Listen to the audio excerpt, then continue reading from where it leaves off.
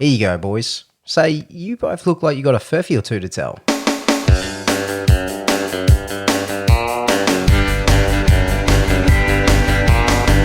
G'day everyone and welcome to Crackin Furphys, the show where we crack furphies over some cold ones.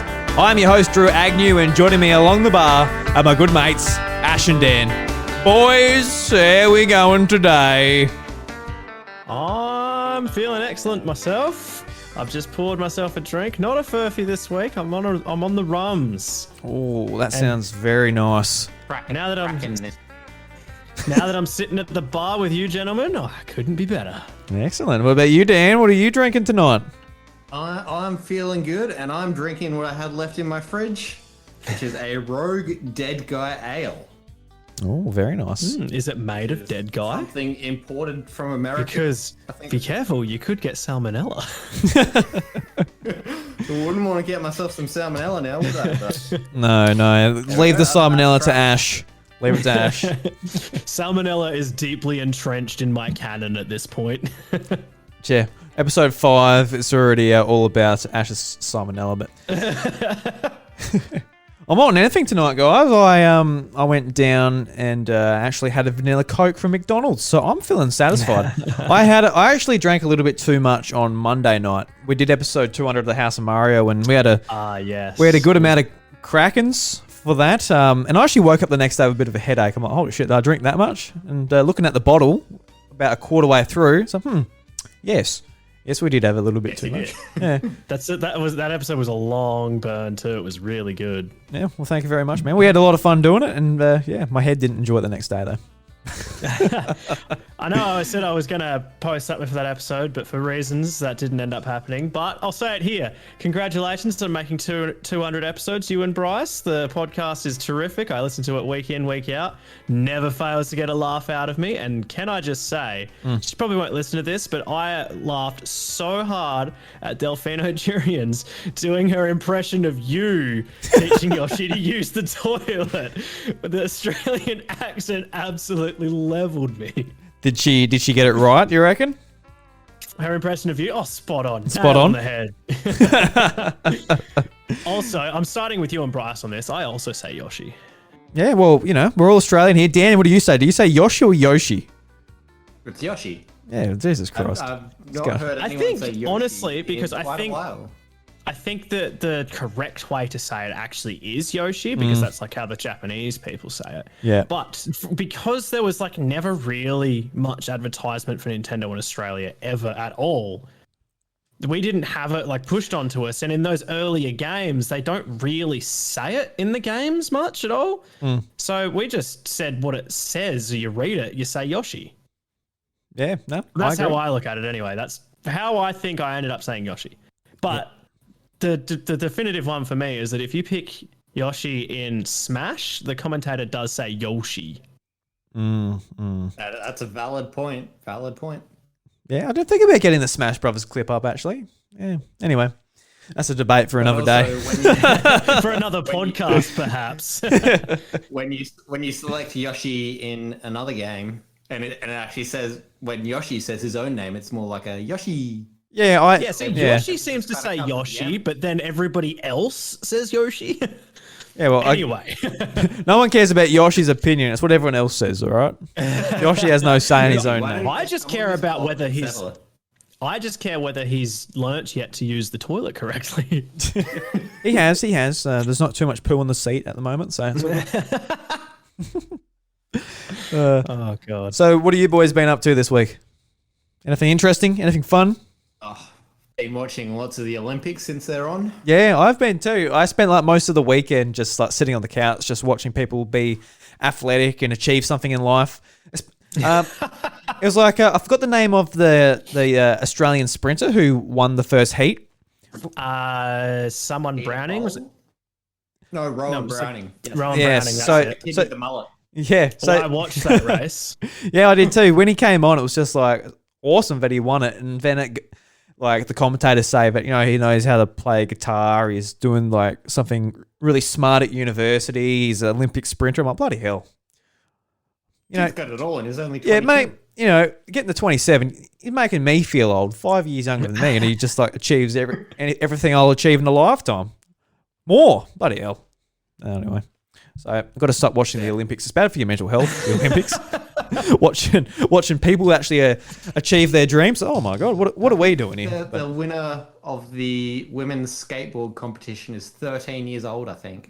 Yeah, I did see that. The men's is 18. Yeah, there's just too much. There's not enough concrete around here. Too much grass in the farm. So that There's literally a skate park in Millicent. I mean, it's not an Olympic level skate park, but we've got one. Well, you got to start somewhere, Dan. You don't just rip onto an Olympic skate park and start jumping around. So start on the road, your parents' veranda, doing some ollies. That's what I used to do. I was never any good at it, but 360 flips. My brother used to be a pretty good skater back in the day. Did he? Yeah, he used to skate all the time. Him and one of his good mates, Lindsay, and another one of his good mates, Jared. You guys would know Jared, actually. He went to Millicent. Yeah. You probably know Lindsay maybe as well, actually. But anyway, yeah, they were all big into skating. They were all really good. Oh, they just missed their window for the Olympics by maybe 10 years. I think he missed it by more than 10. Needed it in the Sydney 2000 games. Yeah, maybe. I saw an article that they're actually trying to get shearing, sheep shearing into the Olympics. That'll be interesting if that can ever get in there. There's so many sports that should already be in there that just aren't. But then they talk about adding these because I guess to a lot of people, shearing is a sport, but when you can compare it to something like netball, which probably should be in the Olympics, it's a very, very much a fringe sport, whereas netball is just an actual sport and they just won't add it. I saw they were trying to get cricket, which is almost a guaranteed gold medal top 3 of Australia, Great Britain and India, but... Well, you say that. New Zealand have been very good in the last few years. And there's always South Africa to look out for. Yeah, I guess the thing with cricket is that it's not a worldwide sport. It's mainly just the Commonwealth countries and a few others. It's not might not be worldwide enough to actually be in it. There are a few other sports in the Olympics that are like that though. Like rugby sevens, basketball. I wouldn't say, and basketball aren't exactly worldwide sports. Basketball probably a bit more so, but basketball's a worldwide sport, but it's also the United States are generally that dominant. I was about to say something and now I don't remember what it was. Ignore me. Even though we did go close today, but unfortunately. Oh, we get knocked out today. The US team is just out the basketball, did we? We lost a semi-final, so we're now playing for bronze. Okay, cool. Yeah, I haven't caught up too much on it today, but been really enjoying. I always really enjoy the Olympics. I don't watch much sport, but I really get into the Olympics, watching it and cheering on for watching all these obscure sports. Yeah. See, I'm actually the other way around. I used to watch the Olympics heaps and not watch any other sport, but now I just watch other sports and don't watch the Olympics. I am following the Olympics though. I'm keeping up with all the medals. I'm watching events here and there, but I haven't been watching a lot of it. Yeah, no, fair enough. The other thing is Sophie and I were watching the BMX freestyle the other day, and they're all pulling all these flips and stuff around. We're like, oh, that's amazing. And then the commentator comes in, oh, what a disastrous move for the great British rider. I was literally... He's just done like a 360. I was literally that exact same thing just before when I was downstairs. Diving was on, and somebody pulled off what to me looked like a flawless dive. Commentator immediately, oh, we're seeing this short dive again. I don't know what's going on. I'm like, I don't even know what that means. Yeah, diving is the hard one to actually know if it was good or not. Sometimes they do a flawless dive with no splash and just really quick, really elegant. But other times, when it's not bad or not good, they all just sort of blur into the same thing when you're watching it. It's not as easy. It's just watching a race. You're like, oh yeah, they won because they're ahead. You just it's harder to know how the point sort of system works. Yeah, all the subjective ones like gymnastics and skating and BMX. Yeah, it's really cool how they got the skateboarding in there now. I think that's a really fun one to watch. And the Australian BMX rider, that was just pretty surreal. I didn't see it live, but I saw it on the updates and stuff. Yeah. So, did you guys hear about the the split gold medal in the high jump. Yeah, I did. I was watching that. I was watching. I got Yeah. really invested. Oh, you see, actually. the guy from, was it from Qatar, who was wearing sunnies the whole time? Oh, And yeah. every time they'd fall off, and he just put them back on when he finished the jump. And he like And he- threw them away at one point. Yeah, and he pulled broke another them. pair. He broke them and just went to his bag and pulled another pair of the same sunnies out of his bag. I actually didn't see that. No, I didn't see that. But also, like, the official went to them as like, you guys could do a jump off, and they were just kind of like, why would we do a jump off when we've both already got gold? And they were like, okay. Yeah, that's a good point. Valid Yeah, point. yeah. Yeah, you got to be like kind of really greedy or sadistic to be like, no, it's just for me. I'm gonna get it, and Imagine you're if not. You do that as well, and then you lose. Yeah, that's right. You'll be a real dick. No, that's really nice. I reckon that's a really great spirit of the Olympics too, where it's like, no, let's share it. Let's both get one. And It's also like there's not really any downside to it because it's not like they have to split one gold medal in half. No, they just both got gold medals for their countries, like their respective countries. There'd be absolutely no reason to continue it on. the Olympic Apart from Committee, just wanting to be the ultimate winner. the Olympic Committee, be like, fuck, we've got to have 2 golds for the price of 1 now. These cost so That's much it, we're a more. gold medal short. Yeah, I'll tell the children. the 13-year-old skateboarder's like, I can just yank it off of them, give it to one of these boys. Skating's not a real sport. It's only been around for 1 year, you got to be around for 5 Olympics they're first. gonna have break dancing in the next Olympics. Really? Now I want to watch that. That'll be fun. It'll be so cool to watch, but it's something that was cool in pop culture about 20 years ago. And Yeah. even when it was popular, was it a sport? I don't think it was ever a sport. Yeah, I don't know. I mean, I guess it I'll must watch be. it, but Oh, yeah, it must be, I guess. It must, because it's in Paris, and I'm pretty sure they added it.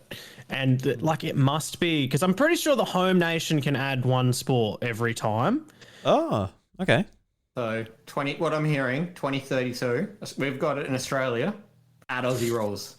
I Guaranteed. It has to Ooh. be something that is at least known in every country, I think, because every country knows what breakdancing is.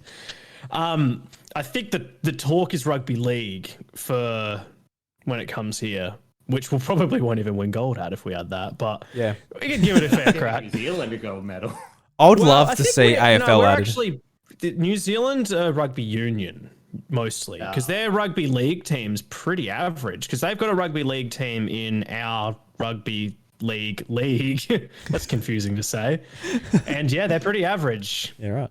Yeah, I would think love to that's- see. I'd love to see them add AFL. Just like everyone's got no idea what it is. So it's like, all right, well, let's put together a team of We can 18 put out- for this, and they just like run around, just got no idea. And It would be pretty And then funny. we just put in our version of the 92 Olympic stream team. It would just be it'd be Australia with nobody would come within 50 points of, and then it would be Ireland who would be probably second, and then it'd be the US, it'd be third, but just because nobody else knows what the sport is, and there's only a few people there that do. yeah, it's like Tim Tams and Shapes. Everyone's like, yeah, no, that's a cool thing they do over there. And Vegemite tastes like shit. So, well, don't have the whole jar in one bite, mate. Yeah, they're taking finger scoops out of the jar and eating it. It's like that. To me, as somebody who loves Vegemite, seems like it would be fucking disgusting. It's kind of like oh, beef. That sounds like a nice thing, It gives you protein and that. But you just go and bite a cow's ass. It's like you gotta prepare it a bit better than that, mate. Like, come on, Tenderize. you gotta give it a bit of a slap before you go and take a bite out of that bad boy. so rare and still bleeding. Got a vicious bite on you if you're bloody biting a cow and making it One bleed. hell of a chomp. One hell of a chomper up. Yeah. All right, boys. Let's jump into some Furphys. I've got to, I don't have a drink with me at the moment, so I need you to crack some so I can slurp them up. I don't have Right. a stubby to crack one for you. I just cracked mine earlier, so you've got the sound effects board, Drew. Yep, there we go. There we There we go, boys. I'll crack some for us. That was a tinny though. That was a tinny. What are you going to do? The tinny's got the superior crack anyway. It does. so That's all right. Yeah. All right, Dan, you go first. All right. Oh, Since we've been speaking of the Olympics, I've actually put together 3 Olympic themed stories. Well done, Dan. Well done. Which one of them may have unfortunately already been given away, but let's never mind about that. Oh, good. Story number 1. Dutch Olympic windsurfer claims Avatar The Last Airbender hairstyle helped him win the gold medal. Hairstyle. Bold. Story number 2. Your completely shaved head. Yeah, arrow just on the... Story number 2. A life-size sumo statue might have spooked the horses, Olympic equestrian riders say. And story number 3. International Olympic Committee announces competitive sheep shearing to be introduced at the 2032 Brisbane Games. Right. Wait, the story of that it was already announced? Is that what you said? That's the story. You're right, okay. So, I mean, I think that one is fake because it hasn't been announced yet, and will be, I think that they're pointing towards rugby league. Is Yeah. what I had heard.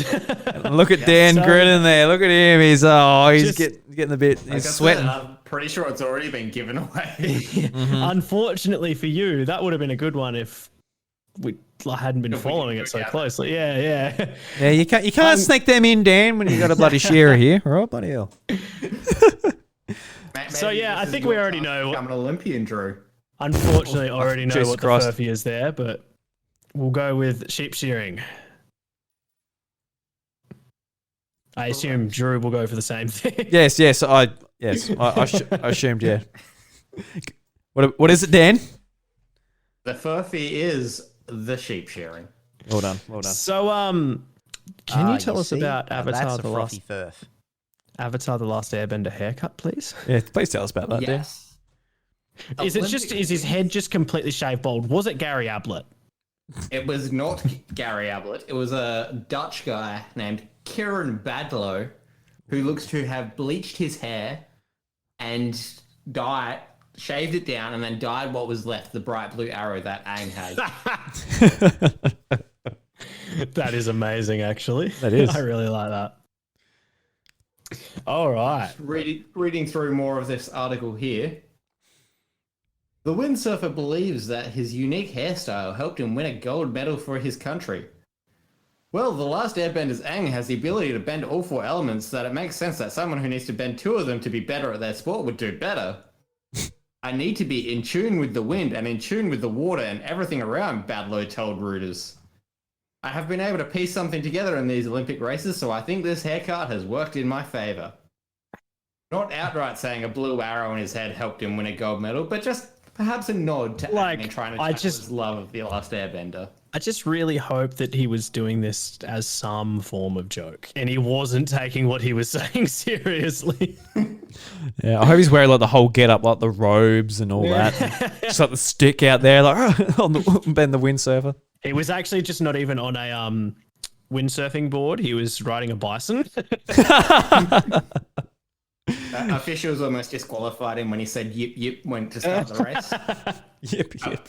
Foreign bison aren't allowed in this event. I hope that's all true because I love Avatar. I haven't watched it in a long time now, but good show. I really like Avatar as well. Good It's show. a fantastic show. I've seen it all the way through Very probably like 3 times. Very good show. All right. So I'll give you some stories now. Yes, you will. Story number 1. Tree collapses on married couple's car on way to hospital. Wife forced to give birth on side of the road. Jesus. Story number 2. 450,000 bees removed from inside walls of Pennsylvania home. And story number 3.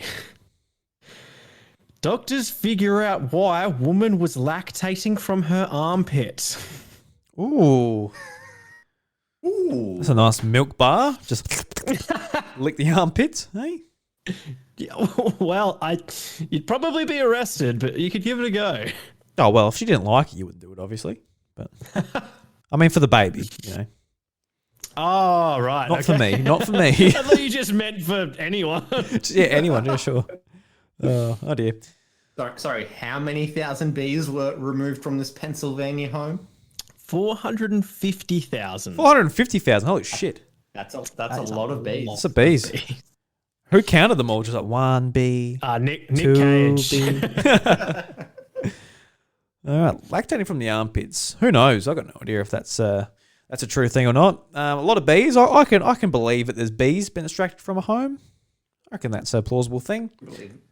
Bees like that type of thing. A tree, unfortunately, falling on a car, driving to the hospital to give birth is unfortunately plausible as well, I think. Yeah, so we've got to dive into the mind of Ash. What one would he have made up? Well, none of them involve salmonella, so there's no dead giveaway. No, there's no giveaway there, unfortunately. So, does he have an obsession with bees this week? Is he after some honey? Has he played Cards Against Humanity recently and got the bees card? Bees. I've seen that card plenty of times, but I have not played Cards Against Humanity recently. He's got 2 stories about mothers. So maybe a mother could be on the mind. Maybe some... Depends whether it's the birthing or the milk stage. What's he at The the milk moment? stage. The milk stage. I promise you that in my mind, I had not linked any of these stories to each other. I don't know about that. But I mean, you can continue down that avenue if you like. I'm think I will. currently leaning towards story number 3 being true. True. So I'm gonna say I'm thinking it's the bees. I'm going to say it's number 3 because why not? Yeah. Let's try that. Alrighty. I can reveal that story number 1 was the Furphy. You were both wrong. Oh, bugger. To be fair, though, out of the 3, that's probably the most believable one. It is. No, Kinda. there was a house in Pennsylvania with 450,000 bees removed from the walls, according to this news article, and there was a lady who was lactating from her armpit, according to another article. Would you like to hear more about either of them? Please, the lactating armpits. Please. Please. Alrighty. I need to know. Science. Listeners need to know. Just give me a second while it loads. Okay, a new research paper uncovers the reason why a woman who gave birth in Portugal complained to her doctors about a pain in her right armpit. Just 2 days after giving birth, a woman in Portugal told her doctors that she'd begun to develop pain in her right armpit. When the doctors examined her, they discovered a round, firm mass, which surprisingly released a white discharge when pressed, according to a new report in the New England Journal of Medicine. The authors of the paper... Oh, God, there's a picture of it. Oh, my God. Oh no. Oh, I wish I had not seen that. The authors of the paper, Dr. Cristiana Marino Soares and Dr. Maria Polido Valente, both from the Hospital de Santa Maria in Lisbon, Portugal, realized that this discharge was breast milk. I hate that picture so much. The mother was diagnosed with polymastia, a condition in which accessory breast tissue develops along the former embryonic mammary ridge, as the doctors explained. Research suggests that between 2% and 6% of women are born with additional breast tissue, which routine screenings for breast cancer need to be aware of for examinations. This additional tissue grows as a result of embryonic development, often in the armpit region, when the cells that become mammary glands are forming a line from the armpit to the groin. Well, there you go. There's a bit more, but we don't need to read more. Yep. I did not know that. Actually, I think I did know that. I think that was on an episode of House once. Anyway. Okay.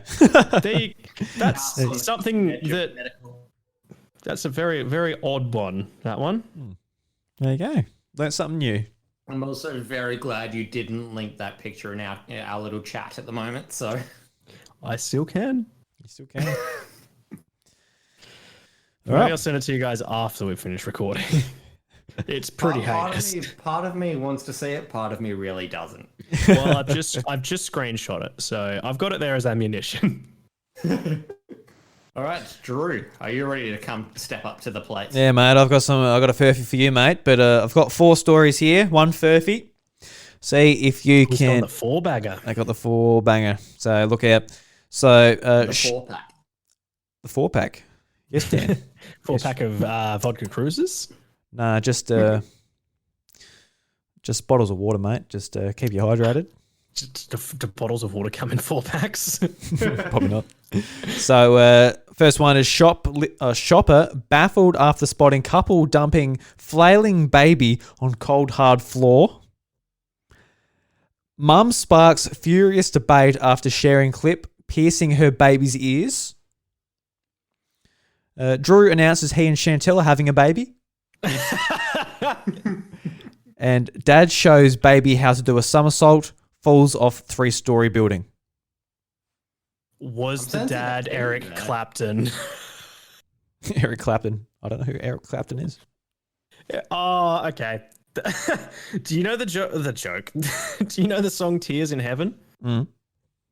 That's by Eric Clapton, and that song is about his son who died when he fell out of the window of a skyscraper.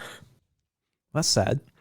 It is very sad. Yeah. That's I wasn't hoping to have to explain that joke when I made it. Well, you got to think about that, Ash. You got to explain I'm a your terrible sadistic person jokes. is what it comes down to. Okay. For one reason or another, I know all of the true stories, so I know which one the fake one is. So I'll leave this one to you, Dan. Oh, Well, I know at least one of I know one of them is true. So what was story number 1 again? shopper baffled after spotting couple dumping flailing baby on cold hard floor. Taylor Swift. On the cold Isn't that one of hard her floor. yeah. That's my Taylor Swift impression, apparently. Trouble, trouble. I'm just making all of the obscure celebrity links to these stories. Anyway, sorry, continue. For no real reason whatsoever, I am kind of leaning towards story number 4 as the Furphy. Okay. Well, that's just a hunch. I could definitely see someone trying to teach someone to somersault and falling off a building, though. Slightly worrying. Something that could happen. Yeah, absolutely. But you, Ash? Oh, as I said, I already know what the answer is. Yeah. So what is Do it? you want me to share it? Yeah. Oh, was that have you locked that one in, Dan? Dan's You've locked it in. number 4? Hey, I'm locking in story number 4. Well, Dan, I'll do Drew's job. I can tell you that you are correct. Yes. You see? Now that's a frothy first. That's a frothy furf, boys. That's the somersault one I made up. I'll be honest here. I was just trying to share some shit and yeah. I went on to was it mirror.uk and the first 2 stories about babies. I'm like, well, just announced the baby today, so I'll go baby themed. Yeah, I don't actually remember exactly why I knew which ones were true, but I think I might have gone onto the same website when I was getting my stories. Maybe I should just go for less obvious websites. I'll go into the second page of Google from now on when I'm getting my stories. They'll get real weird. Really desperate. So is there any ones you want to hear about? Any of the baby falling on the ground? Mum getting pierced ears? I don't know. It all sounds... See, the pierced ears one, unfortunately, I've actually heard of a few times happening a few times before that story. That's just something that people do because they're dumb. Yeah, that sounds... It's nuts. Yeah. That sounds pretty bad. And just the baffled shoppers, I mean, is the baby just lying there in an aisle by itself?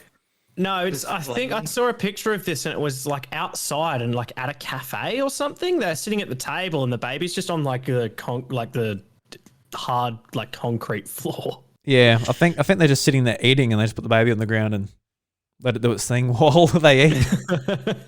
Which is weird. That'll be Drew in a few months. just in case anyone listening hasn't already heard the good news for whatever strange reason, would you like to elaborate on story number 3 at all? Yeah, so Chantel and I announced we're having a kid early next year. Very excited. Very excited. The golf claps going on. Thank you very much, boys. The golf claps. Yeah. Papa Drooby. Yeah, Papa. Yeah, I laughed at your comment on Facebook ends up Papa Drooby. So yeah, oh Papa Drooby. All right, I guess that brings us back to you, Dan. Mm-hmm. It's like to give us your next round. All right. Story number 1 of 3. Florida man, he's back again. Washes ashore after trying to walk on water to New York. God. Wait, I got Story number 2. Okay, don't worry. Continue. Sorry. Yeah, keep going. No, I'll say it once you've said your stories. Go on. All right. American man attempting to row across the Atlantic, rescued by cargo ship. And story number 3, mysterious jetpack guy. Could actually just be weird mannequin drone. Okay.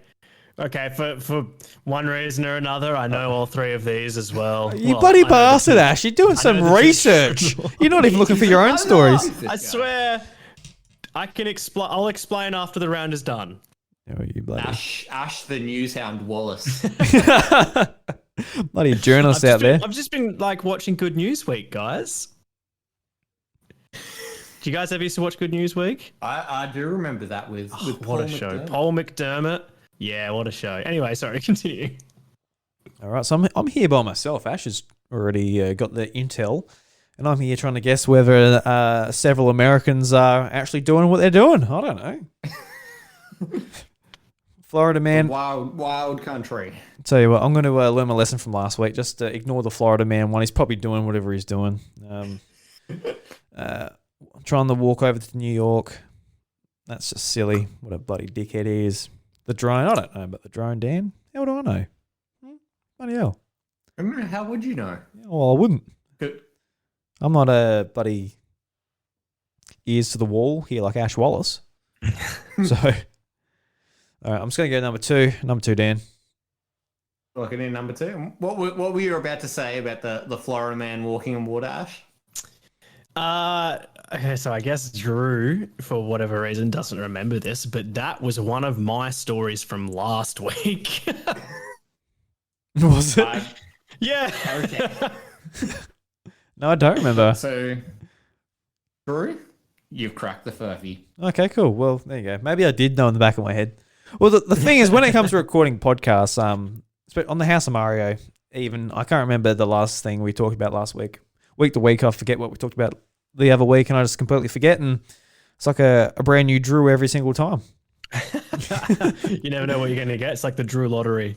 Yeah, you know what you're going to get. You're going to get a moron. I don't know. No, that's me. I saw that article last Tuesday.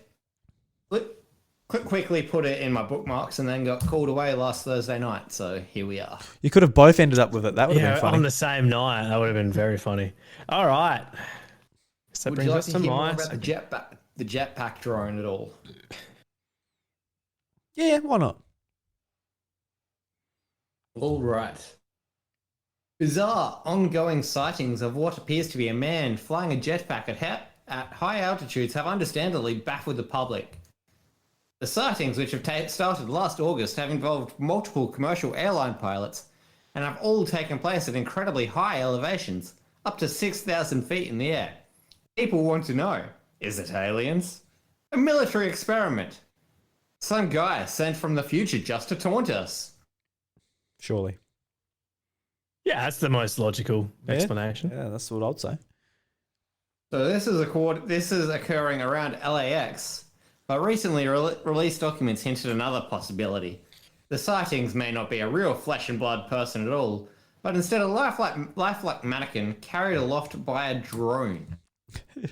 And then it links to a YouTube video. I wouldn't like to be flying around on a jetpack around an airport, let alone LAX. So Yeah, I'll stay the hell absolutely out of the not. sky there. Holy shit.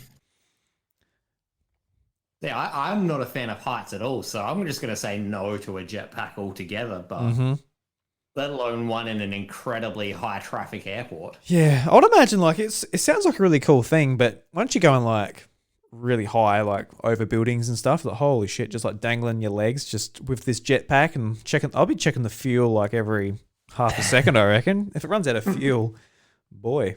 I assume there'll be safety things on it and stuff, but like, hey, you might want to descend, otherwise you'll die. So, okay, down I go. My mum is like terrified of heights. Like she can't do heights at all. And I am just like, I'm just really comfortable with them for some reason. They don't bother me at all. Yeah, I don't like heights. I'm like, Yeah. I can't say I'm like so afraid of heights I'll just crumble, but you know, I think it's just normal to be afraid of She them. absolutely crumbles. I normally am one of those people who would crumble, but when I went overseas to Switzerland a couple of years back, I went hang gliding Oh yeah. and very much enjoyed it. Cool. Um, Yeah. Something I never thought I would end up doing, considering how bad I am with heights. But here we are. Yeah, that's So kind of a I'm- similar I will thing. do it again. My mum went to the US. I think she's been to the US a couple of times now. But she said that she was on a bus going over the Golden Gate Bridge and didn't realize how high it was going to be. And Oh yeah. basically started crying and had to look at the floor of the bus because it was like a double decker bus and they were on the top deck and it was one of the open decks. Oh yeah. Oh shit. And yeah. Oh, yeah. Didn't have a good time. I'm pretty sure that's how the story goes. I I've haven't. also done a bike ride across the Golden Gate Bridge. Was white knuckle the entire way across. It was riding as close to the road as possible, and every time someone would be coming the other way because Americans travel on the right side, we travel on the left. Yeah. I would have to get close to the edge, and I was like, I don't like this. I don't like this at all. Because how high is like the barrier between there and off the bridge? About a meter, maybe meter, Really? meter and a half. It's not that big at all. Jesus. The Golden Gate Bridge is renowned for people jumping off it to commit suicide. Yeah, I knew that, but I didn't realize it was that no easy. netting either or anything. Right. Jesus. All right. There's a bridge in I've been the same. Melbourne that I drive over almost every day for work called the West Gate. Yeah. Now I don't know how high the Golden Gate is, but the West Gate is massive. I drive over and I'll drive in the very left lane, like the one closest to the edge, and I'm just like not even looking at the road, looking out the window, just be like, God, we're high. This is cool. But yeah, the West Gate is massive. But the barriers on the West Gate are also massive. There's no way you could. Well, it would be. You could. It'd be pretty difficult to climb over those, though. Majak Door, the footy player he jumped off the West Gate. It was the Balti, not the West Gate. He jumped off the Balti, not as high. The West Gate, I'd say almost twice as high as the Balti. You can't really walk onto the West Gate either. Like, there's no footpaths or anything like that. There's no cycling paths. It's like just car lanes. Anyway, all right. I guess we'll go on to my second round. Now, I have 3 stories, but this is going to be a 50-50, and you'll work out why very quickly. Okay. All right. Story number 1. New, safer, all-electric plane plunges from sky. Crash lands in field in unmanned test flight. Story number 2. Los Angeles air traffic control warns jetpack guy is back. Imagine if you were here last week, we would have had the same story 2 weeks in a row. All right, question number 3. Woman... Oh, my phone's ringing. I can't answer that right now. What timing? Woman gets to airport at 6 a.m. only to find she's an entire year early for her flight home. Jesus. Nah, we'll just wait it out. Yeah, I wonder if she just just booked it wrong or what. That's unfortunate. Oh, I guess I'm on holiday for another year. Just wait it out. Yeah, waited there, you know. Just pull a Tom Hanks and live in the airport. Yeah, I love that movie. It's a great, good movie. I've never seen it. That's Terminal, isn't it? Mm. Yeah, I haven't seen that Oh, movie. really? It looks really good, though. I think it's also based on a true story. Yeah, it was. Yep. Yeah, it is. Yeah. Yeah, no, she watched that. So I also went for a flight airport theme for this one. Yep. For absolutely no reason. For the fact that we can't fly anywhere. Yeah, I actually cancelled and rebooked honeymoon flights. We cancelled them from Queensland. We're going to Cairns. We cancelled them, and now we're going to Darwin, hoping that stays normal. Darwin's usually a pretty safe bet. Yeah, so It does seem a bit safer. I think NT's had a pretty solid record with the whole COVID sitch. hopefully we don't muck it up for them, and they just go into lockdown. We have to cancel another set, which would be annoying. So anyway, so it's not Jetpack Man. His thankfully we've got that one out of the question. What do we got?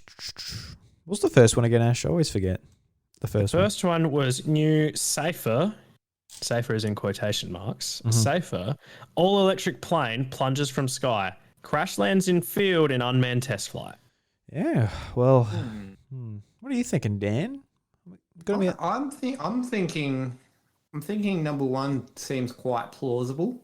Yes. Seems like the sort of story that I could imagine happening to a Tesla sort of company or something, but that they would try and bury it.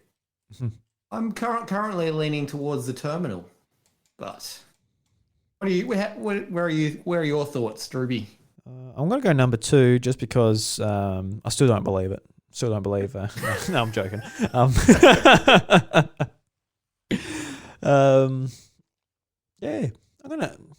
can go number 2 as well. No, I'll go number 1 just to be different.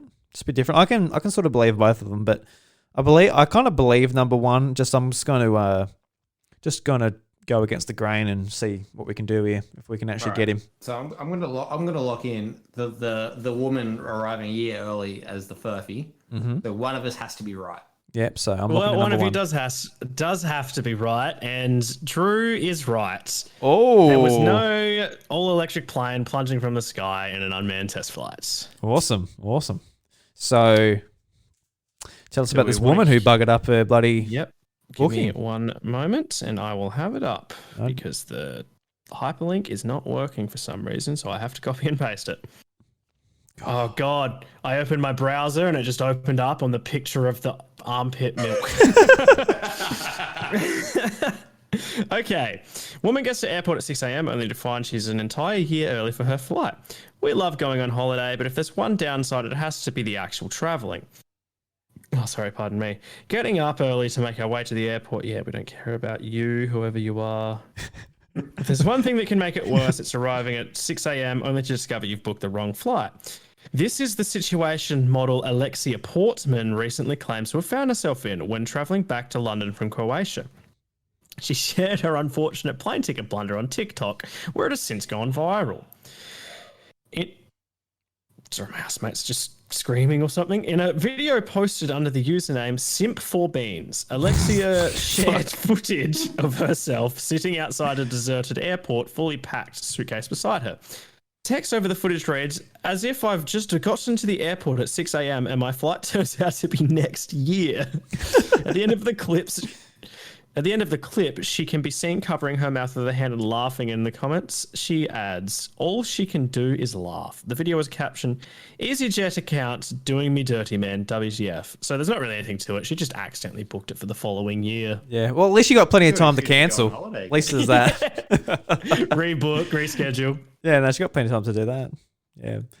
They must have been the dirt cheapest flights, and she's booking from them a year in advance. Oh, I can't believe I've got such a good deal. How are these so cheap?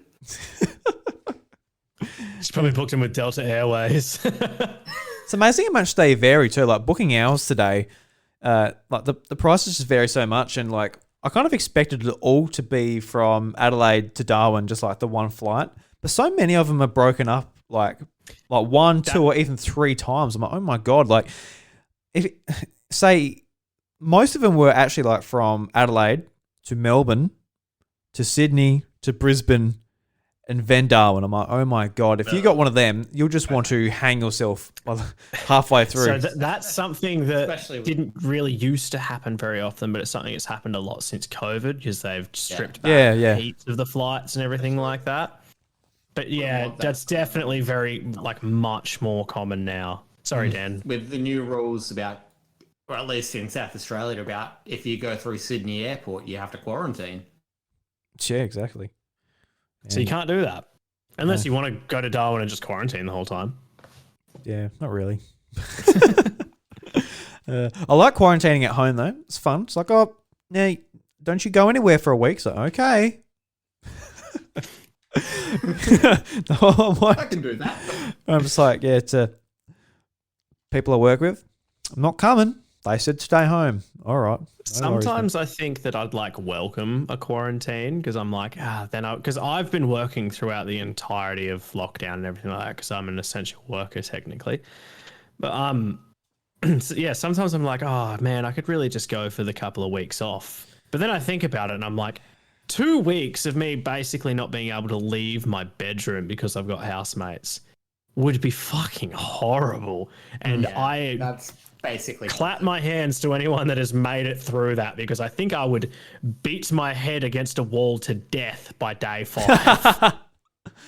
Actually, I think prisoners would have probably more rights because they'd have like an exercise yard and stuff. Yeah, they're allowed to commune. Like, they can all get together and talk. You can't do that when you're in quarantine. Yeah, nah, that sounds horrible. Yeah, I guess I'm quite lucky in that respect because I could just get to stay home and spend time with my wife. I guess just hello, how you going? Watching Netflix. Well, I mean, we've just gone back into lockdown as of 8 p.m. tonight. Hooray! 7 really? days. Yeah. Oh, I didn't know that. Oh God, it just never ends. Yeah. Next month can't come soon enough. No. Anyway, you don't have another round, do you? No. Nah, we got out. So I guess that's it for. Yeah, then donut days again. I think we're only getting like 1 case a week. Beautiful, beautiful. Yeah. All right. Well, I'm feeling bloody bloated after my Thai food. To be honest, boys. Bloody hell. That was a mistake by me. You cracked all them Furphys, mate. Yeah, that's right. I'm a bit bloated after that, and just I got to admit, I went through McDonald's as well. Got some fries in that Coke. So I'm looking forward just to laying down. To be honest, I actually got some Maccas yesterday for the first time in many, many months. yeah, It's not bad. not bad. It's not bad. I'm usually not a fan of Maccas, but I had that and I was like, no, this is not bad. Now you're a fan. I got some HJs the other day. Bit disappointing. Oh fuck! Got Really? a bacon avocado tender crisp, and I was let down. Don't go for anything off of the HJ's menu that even looks moderately healthy. There's What'd you no just point. say? A bacon avocado what? Tender crisp is a wrap. Chicken. What are you trying? Oh, You're trying to it's not get one of chicken the and wraps. avocado from No, Hungry it's not. Jack's. Yeah, but That's just your like, first mistake, mate. Bloody hell. Yeah, I mean, You go to Hungry Jack's, you got to know, like, you're walking in, you're like, all right, I'm a piece of shit. Give me the biggest piece of shit thing on the menu. Well, we've got a lot of that, mate. You got to have to clarify. You will never be disappointed. Hungry Jack's is great. I'm a big Hungry Jack's I was advocate. kind of looking at it, and I was like, oh, yeah, I could go for a bit of bacon, bit of avocado. They go together with chicken. Not in a Hungry Jack's burger, they don't. Hungry Jacks. Yeah, they just sort of like They find a combine way the to box make of cardboard just with the chicken. They find a way to make the avocado oily. Yep. Like grease, like I don't think it was even green. You just get it. You're like, this isn't even a burger. This is just a dead rat. And they're like, no, that's a burger. And you're like, all right, guess I'll eat it then. My They say so. my worst Hungry Jack's moment was I ordered the burger of some description and they said we're actually out of lettuce. I'm like, oh, okay. Like I just felt like bacon and beef and stuff. I'm like, yeah, whatever. Just give it to me how it is then. You know, just and I went and sat in there like the dingy, dark, cold Hungry Jack's, just like this burger with no lettuce. And what they did, instead of say, hey, we're out of lettuce, it is how it is, they're like, all right, let's compensate with a bit more of something else. So they compensated with extra mayonnaise. And the thing was just fucking... Literally, it was literally just dripping with mayonnaise. It had so much. They couldn't have got any more on it. It was like the most disgusting thing. It was just like dripping. And there I am in this cold Hungry Jack's just like eating this burger. Sorry, was it the Mount Gambier Hungry Jack's? Of course it was. Of course it was. So I can picture that even more as well, because the Mount Gambier Hungry Jack's is the dingiest, dankest Hungry Jack's I can think of. You walk, if you're eating inside that Hungry Jack's restaurant, you're like, I feel like a lot of people have done meth in here. Yeah, well, no, definitely, It is definitely. not a have. dine-in restaurant at all. Yeah, I haven't. not I at don't know all. if That's I've the gone place and sat in there since, but it's always a drive-through job. Order takeaway and get the fuck out of there. Certainly is. Certainly is. My worst fast food experience, since we're going down this tangent, KFC, out of chicken. That's Oh, embarrassing. see, It's entirely what you do, and you run out. I am the only person that I know that doesn't like KFC chicken. I think it's disgusting, actually. Really? Okay. Yeah, I think it's gross as hell. I don't mind some of their burgers, but like even they're pretty gross. Yeah, I just don't really like KFC. Yeah, right. I Their like chips are KFC. usually really soggy too. Yes, they I are. like- Definitely are. Don't like that. That's gross. They're like wet. They're disgusting. Yeah, chips aren't great, but like I don't mind a wicked wing or two. So to me, the skin, the outside is super crisp and crunchy, but as soon as you get through that, the chicken itself is so oily that it is wet. Oh yeah, And it is feral. I hate it. It is disgusting. The worst fast food experience I've ever had, I think I've actually briefly told this conversation on here before. Told this story, this anecdote. I got food poisoning from a Wendy's shaken dog. Yep. It was awful. I ate it and then spent 2 days laying on the couch, groaning in pain and vomiting. Awesome. Yeah. No. So anyway, changing the tack. I believe we have a sponsorship to try and earn. Yeah. So Dan, do you have any ideas for the rep this week, or what do you think? Because I'm out of ideas. So you've had last week off the podcast, so you have some time to really think about how to win his trust. And you've had very little time to think because you were gathering your stories as we started this stream. Yes. So, excuse me, Mr. Barman, is the Furphy rep in today? Yes, he is actually. He quite often comes in. All right. So he's here, Dan. So think about what you're going to say to him. Do you know what you're going to say to him? Are you going to try and impress him with some of your... I was actually thinking we could try and get a little bit of sympathy out of him. Try and be like, oh, we've got a new dad over here. Could use a little bit extra cash coming in. All right. You can use my sob story if you like, mate. All right. So let's... Gotta support little baby Drooby. Little baby Drooby. Get those Furphy dollars. All right. Let's approach him, Dan, and see what we can do. All right, boys, impress me. Why should we sponsor you? Being sponsored by Furphy is a very prestigious title. Well, you see, Mr. Furphy man, Mr. Furphy, if you will. Our friend here, Drew. He's got a little bun in the oven, and so naturally that means you're gonna have to bring a little bit of extra dosh in. And I'm thinking we've got mutual interests here. You wanna get the Furphy brand out. Drew wants to help bring up this kid in the best world we can. How about we name this kid Furphy? You pay for the privilege. Well, that's a good idea, What Dan. do you I've never thought of that. There. Well, let's see Middle name Geelong. Sorry, boys. Furphy, We're all I sponsored think up that's this worth a month. sponsorship. I'll be back next month if you want to give it another go. Oh, I didn't fucking like that one, Dan. It's no good. So, just quickly, when you were giving your spiel just then, Dan, I misheard a part in the middle of it. I realized immediately what you actually said, but very, very briefly, when you said he's got a little bun in the oven, to me, I thought you said he's got a lobotomy oven. Well, you never know. I don't know if anyone was watching or if you guys watched me. I literally nearly spat my drink out because I was like, watching. what the fuck? A lobotomy oven? What does that cook?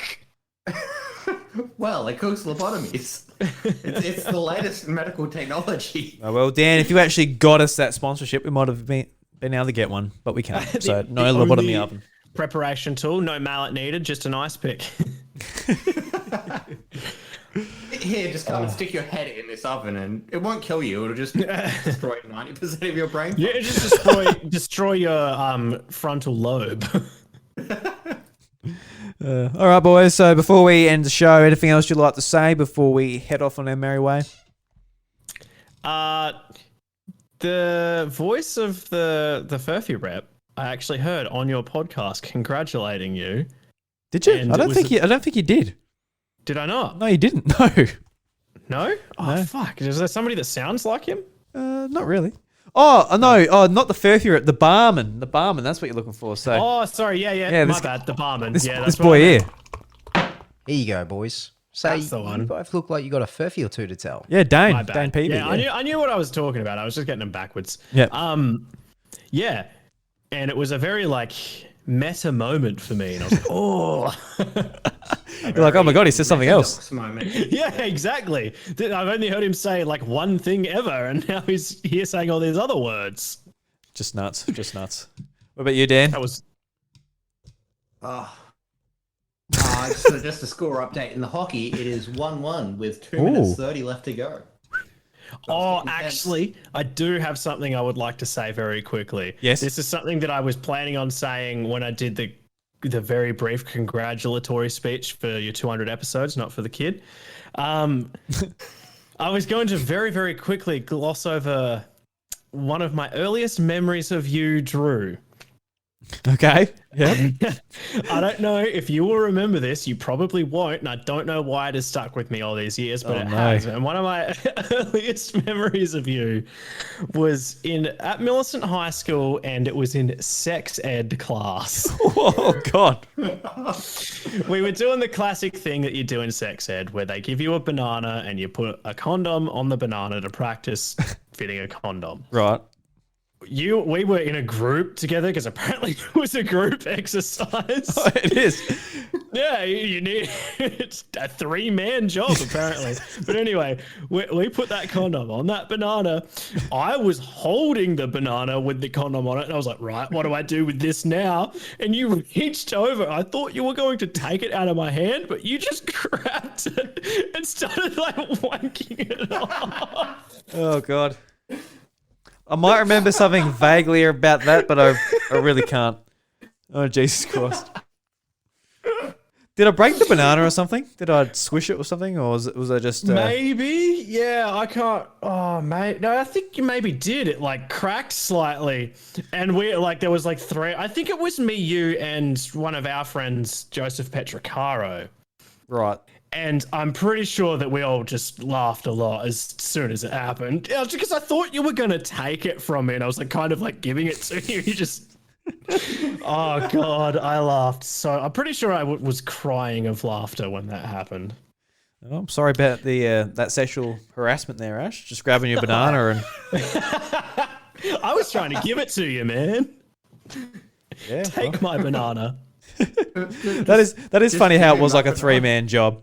It's like... Yeah, I know. That was probably the funniest part of the story. Yeah, just But like no, when... I'm sorry for throwing you under your bus and embarrassing you like that, but it's just... For whatever reason, that memory has always stuck with me. And it was just like, because it was one of my earliest memories of you. I didn't even know you very well by that point. And you still did it.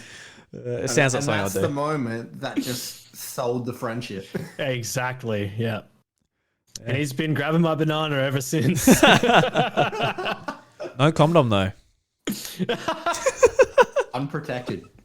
Jesus Christ. Oh, God. Anyway, sorry. I just really wanted to share that. All right, boys. I'll see you next week here at the bar. And take care of yourselves. Look after yourself. You, Ash, look after yourself during lockdown, for goodness sakes. Will do. And you too, my friends. You got to keep that dad bod nice and strong. Oh, don't you worry about that. I'll be adding to it.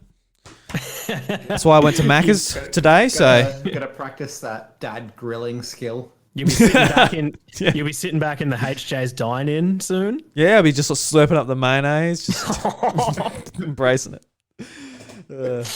Oh God! All right, boys. All right. Catch you later. Farewell. Bye. Au revoir.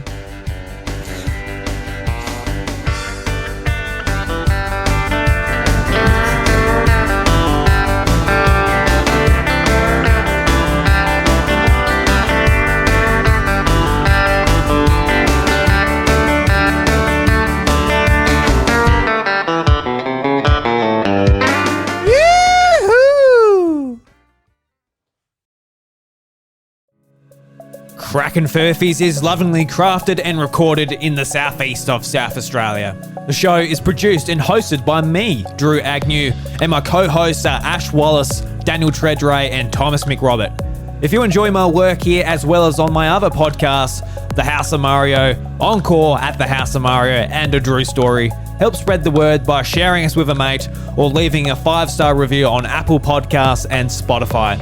If you would like to show further support and help me achieve my goal of freeing up one working day a week to spend more time refining and creating podcasts, please consider checking out patreon.com/iDrewby, where for only $1 you get access to my secret recordings where I share everything behind the scenes. A big thank you to the legend DJ for supporting the content at the podcast producer level on Patreon. From the bottom of my heart, thank you.